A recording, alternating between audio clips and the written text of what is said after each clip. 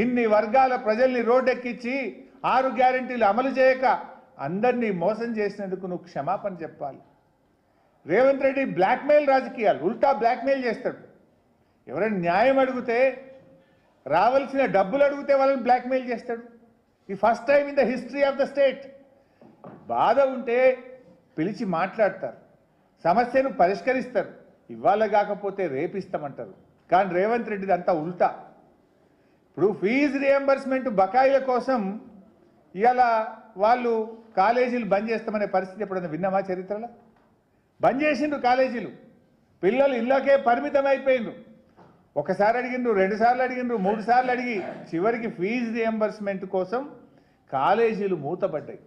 మూతపడితే Revanth Reddy blackmail ఏంటంటే police వాళ్ళని కాలేజీలకు దోలుతాడు, విజిలెన్స్ వాళ్ళని కాలేజీలకు దోడి కాలేజీ యాజమాన్యాల మీద కేసులు పెట్టాడు.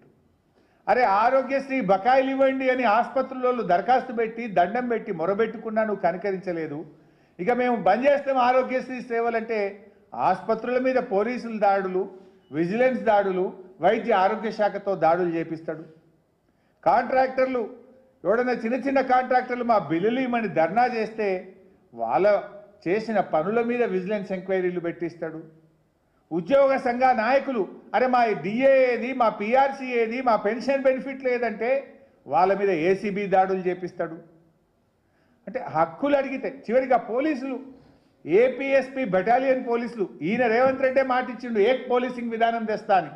ఏమైంది నాయన ఏక్ పోలీసింగ్ అంటే పోలీసుల భార్యలను పోలీసుల చేత అరెస్ట్ చేపిస్తాడు.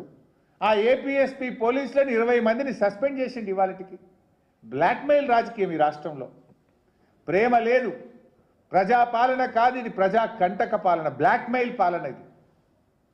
ప్రశ్నించిన వారిని పగబడుతున్నారు.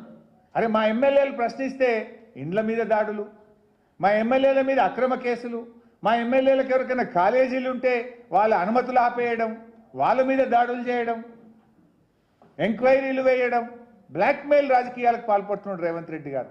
ఇది ప్రజాపాలన కాదు, ఇది బ్లాక్మెయిల్ పాలన. ఇది అసలు ఏ రంగమన్నా నువ్వు బాగు చేసినావా? కేసీఆర్ గారి పాలనలో రైతు రాజుగా బతికాడు.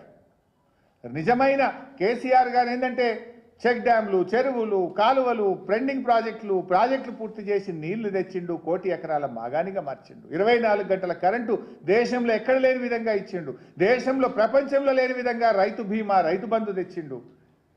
దేశంలోనే ధాన్యం ఉత్పత్తిలో తెలంగాణ నంబర్ 1గా నిలిపిండు కేసీఆర్. ఏం చేసింది కాంగ్రెస్ చెప్పగలుగుతారా?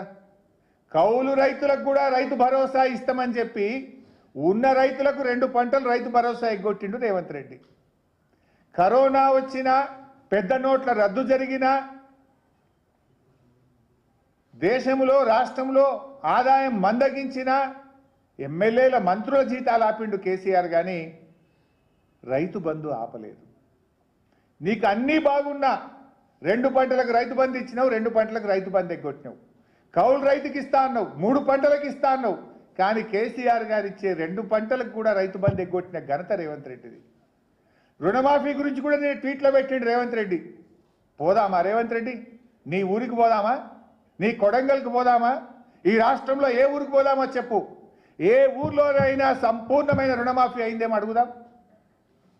అయింది తక్కువ, రుణమాఫీ కాంది ఎక్కువ. సిగ్గు లేకుండా ఇంకేందో ట్వీట్ పెట్టిండు. అలా ట్వీట్లో రాసిండు నేను రుణమాఫీ చేసిన రైతుల ఇది రుణ విముక్తి చేసిండట. ఏం చేసినావు నువ్వు?